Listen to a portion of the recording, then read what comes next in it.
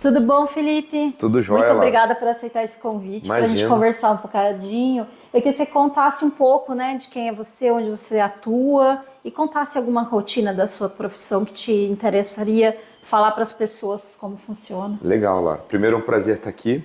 Bom, meu nome é Felipe, sou médico intensivista, né? Hoje eu trabalho full time, exclusivamente na UTI e, né, sou pai de 3 filhos, apaixonado pelos meus filhos. E eu queria trazer um pouquinho da experiência da UTI, baseado no que você vem falando, sobre a questão da humanização dentro da UTI, né? O que a gente faz para diminuir um pouco esse impacto da internação na UTI.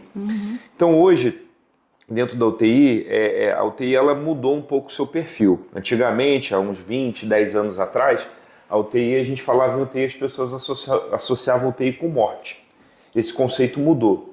Então, a UTI hoje é um local onde a gente tem pacientes graves, aqueles pacientes que precisam de um cuidado intensivo, né, de várias medicações, né, hemodiálise, aquela coisa toda.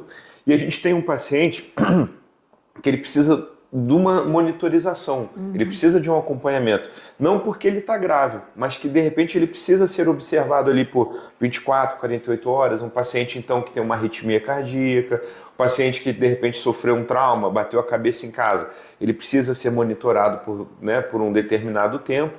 E a facilidade que a gente tem dentro da UTI das coisas acontecerem, dos exames, dos especialistas avaliarem. Então esse paciente acaba tendo um tratamento muito mais intensivo, né? Muito mais dinâmico do que ele ficando de repente numa enfermaria. Né? E além disso, Laura, a gente também hoje dentro da UTI, baseado nesse conceito, a gente traz muito a questão da humanização. Então, por exemplo, aqueles pacientes que precisam ficar longos períodos na UTI, como é que a gente faz isso?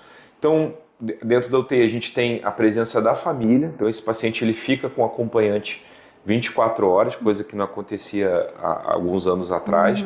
Então ele tem essa oportunidade de estar com acompanhante, de repente uma mãe acompanhando um filho, um idoso, né, com seu cuidador. Então isso diminui muito o impacto da internação. Outra coisa que a gente busca fazer dentro, claro, né, daquilo que pode ser feito, a gente tenta adequar uma dieta para o paciente. Então a nutrição ela atua muito nesse quesito. O paciente gosta de comer uma fruta, o paciente tem um gosto mais peculiar para ou alguma restrição de alimentação. A gente tenta atender essa demanda. Mas o principal, eu acho que é a questão que a gente vem cuidando muito e cada vez olhando com mais sensibilidade, é a questão da espiritualidade. Certo. Então a gente não tem um serviço estruturado de capelania, mas a gente tem, por exemplo, a facilidade do paciente trazer o seu representante religioso, né? O padre, o pastor, né? O irmão, qualquer coisa assim, e ele tem essa oportunidade de trazer. Então a gente faz questão disso. Então tem um livre acesso, né? O representante religioso ele faz um cadastro, ele entra e o paciente ele de certa forma se sente acolhido por ter o seu representante religioso ali acompanhando a internação ou fazendo uma visita regular para ele. E tem dados robustos, né, da contribuição da espiritualidade em diversas questões, né? Você estava falando na dimensão de internação, né? Eu vi estudos bastante importantes sobre dor e a espiritualidade, né? Mas também para poder melhorar o ambiente onde ele está, se sentir mais amparado, né? Com certeza. Alguns desses trabalhos, né, e você já tem visto isso bastante, a gente tem visto assim, diminuição do tempo de internação, a gente tem visto melhora significativa da terapêutica. Então são pacientes que eles respondem mais rápido ao tratamento e conseguem ter alta mais precoce. Se a gente for analisar contra um grupo que não tem a espiritualidade, a gente pega esse grupo de espiritualidade a gente entende como qualquer mecanismo de fé, né? Então seja ela qual for, que traga positividade para esse paciente. Uhum. Então, não foi analisado um tipo de fé específica, mas Claro. é amplo, mas que esse paciente tenha a oportunidade de se conectar com a sua espiritualidade dentro da internação. Sim. Isso é um dos pilares que a gente faz questão que o paciente tenha durante a internação na questão da humanização. Sim. E na UTI onde você atua também tem psicologia, né? A gente É tem um trabalho forte a também, gente tem um né? serviço de psicologia bem atuante, então a gente detecta aqueles pacientes que precisam ter um acompanhamento mais próximo da psicologia, de repente por um conflito familiar ou por uma própria necessidade do paciente, então a gente sinaliza, a psicóloga prontamente começa a atender esse paciente.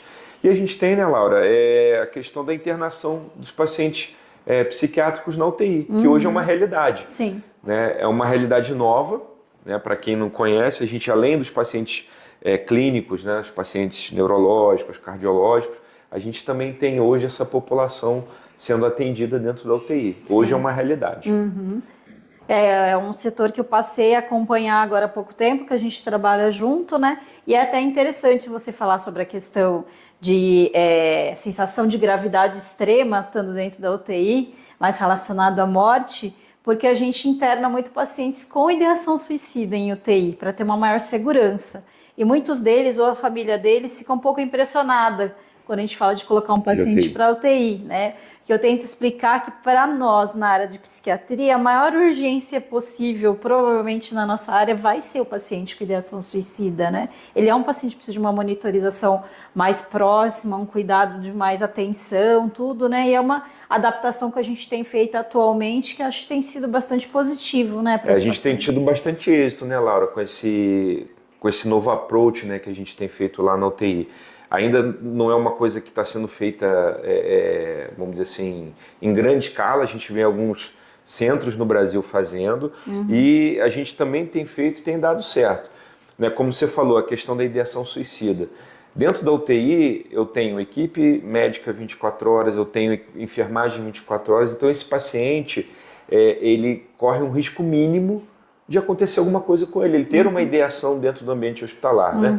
Quantas vezes a gente já ouviu histórias de pacientes que acabaram tendo intercorrências dentro do hospital? Sim. Então, a necessidade desse paciente estar na UTI para evitar que isso aconteça, em primeiro lugar. Em segundo lugar, essa triagem clínica que vocês fazem, né? Se existe algum componente orgânico que está levando o paciente a ter essa alteração comportamental. Então a gente faz essa triagem clínica, exame laboratorial, exames de imagem, para excluir qualquer outro fator que tenha contribuído para esse quadro mental do paciente. E na eventualidade também de ter tido uma tentativa, não só um pensamento, às vezes precisa de cuidado clínico também para uma desintoxicação, se for por medicamentos, né, por substâncias, se for por incidentes também para recuperação, né? Então é o local mais apropriado que a gente entende hoje para cuidar desse tipo de paciente. E além da questão do acolhimento, né, Laura? Assim, esse paciente, às vezes, num tratamento, vamos dizer assim, padrão, a família acaba não tendo esse acolhimento, ou muito pouco. Então, na hora que esse paciente interna, a psicologia já tem um fluxo interno, essa família já é automaticamente acolhida pela psicologia, para que eles entendam todo o processo de, vamos dizer assim, de internação, de tratamento, o que está acontecendo com o paciente. Então facilita muito a nossa comunicação, né? A família está acompanhando visualmente e presencialmente ali 24 horas. Né? Isso também reforça vamos dizer assim, a segurança do paciente em ter um familiar ou um amigo ali próximo. Ele não se sente desamparado durante a internação e a gente vê que a gente consegue dar alta para esses pacientes com muito mais rapidez, que eles retomem a sua vida com a mais brevidade possível e que consigam fazer esse tratamento ambulatorial. Sim. Bom, nós que trabalhamos, principalmente você pessoalmente, que está nesse ambiente de trabalho com cuidado intensivo para o paciente, né, esse cuidado extremo para o paciente, aí o próprio profissional também fica um pouco cansado, né, dessa rotina, estafado, ele absorve muito, né? Estava falando agora da quantidade de profissionais que acabam tendo um burnout, né? Por conta mesmo desse estado de atenção extrema que a gente tem que viver quando está dentro da UTI, né? E como que você tem observado isso lá, a frequência é muito grande? Laura, a gente tem visto assim isso em escala mundial, né? Não só no Brasil, mas todos os profissionais de saúde que atuam em setores fechados, centro cirúrgico, UTI, são profissionais que estão sujeitos a terem algum pico de estresse ou até um burnout, né? Que seria o extremo. Então, por a gente lidar com situações extremamente complexas do ponto de vista de doença, né? A gente muitas vezes está ali entre a vida e a morte, em uma decisão errada nossa pode levar a um efeito adverso no paciente, então a gente tem que atuar rápido, de maneira efetiva. Então isso gera para o ser humano que está ali dentro, o profissional, isso gera uma demanda emocional muito grande. Além da própria atuação, a gente tem os fatores externos. Então a gente tem pressão, questão de horário, questão de entrega de resultados, a questão de dar esse retorno para as famílias, às vezes conflitos familiares, né, que acabam vindo externamente, mas a gente precisa acolher esses conflitos. Então é um cenário de muita complexidade. Isso acaba, de certa forma, tendo um preço. Claro. Né? E a gente vê isso acontecer com os profissionais, todos eles, né? Sem distinção. Da equipe multi, né? Para quem não sabe, dentro da UTI a gente tem vários profissionais atuando. A gente já falou do psicólogo, a gente tem o médico, o enfermeiro, o farmacêutico, o fisioterapeuta, a terapia ocupacional, a própria equipe de limpeza, que também é fundamental, né? A equipe de nutrição, toda a parte de estrutura, né? Das pessoas que servem a alimentação. Então, assim, é um organismo vivo. Eu falo que o termo é um organismo vivo, é uma engrenagem. Um depende do outro. Então, está todo mundo sob um intenso estresse. E existem algumas maneiras da gente tentar controlar isso, né, Laura? Tem algumas maneiras. Claro. E aí é uma questão muito individual. Sim. Né? Eu, particularmente, tenho uma vida muito ativa fora da UTI. Como você sabe que a gente sempre conversa. O que você falou assim, poxa, eu passo 60% da minha vida na UTI, né? E o intensivista, infelizmente, o trabalho dele não é diversificado, né? Ele não passa tempo de consultório, né? Ele fica o tempo todo no hospital dentro do ambiente de estresse extremo, né? Exatamente. Então, acho que realmente tem que ter mecanismos para você esvaziar a cabeça, né? Tranquilizar um pouco a atenção. E você tem vários meios seus, bastante, né? assim. E era disso que eu queria conversar, porque Legal. quem tá o tempo todo tão atribulado, fala, nossa, eu não tenho tempo, eu não consigo encontrar maneiras de fazer isso, né? Você tem um tempo ocupado pra caramba e você conseguiu fazer, né? Eu consegui depois de muito tempo, Laura, assim, de entender a importância de ter mecanismos de escape. A gente tem duas possibilidades, um mecanismo bom, que vai te trazer bons resultados na sua vida, tanto pessoal quanto até mesmo profissional, e os mecanismos ruins, né, que seria, né, o uso de substâncias ilícitas, de álcool, de outras coisas que vão preencher ou que vão aliviar esse estresse. Eu preferi escolher o lado bom, né? Então o que seria isso, né? Eu tenho um hobby com um carro antigo. Então, uma das coisas que eu gosto de fazer é mexer no meu Fusca e na minha Kombi. Então, eu tenho, né, um grupo grande de amigos, então a gente faz encontro fim de semana, viaja junto aqui pela região. Então, é uma rota de escape que eu tenho. Né? A outra seria a atividade física. Né? Então, eu pratico o Krav Maga, que é uma arte marcial, que também me traz um alívio muito grande do estresse. Então, também é um ambiente muito acolhedor, a gente tem muitos amigos lá dentro, então traz um alívio muito grande essa questão física e o contato com a natureza. Né? Eu também gosto de fazer trilha, de jipe, andar na lama, estar conectado com a natureza. Então, eu acho que são essas três, além da questão, né, da família, de você estar próximo com as pessoas que você ama, né? A questão da comida também, né? A comida também tem uma questão muito afetiva. Claro que ela também pode ir para um lado ruim, né? Mas a questão de você... Eu gosto muito de fazer churrasco, de passar tempo na cozinha, fazendo comida, né, para os amigos, para a família. Então também é um hobby que eu tenho. Sim. Então, além de outras coisas assim pequenas, mas eu enumeraria esses como os principais. Os principais. E como que você conseguiu inserir isso com o tempo? Como foi a tua vida a fazer essa opção para poder organizar tempo para isso, né? Porque a gente pode entrar num esquema e falar, não, eu preciso trabalhar, então fim de semana eu vou estar de plantão, à noite eu vou estar de plantão.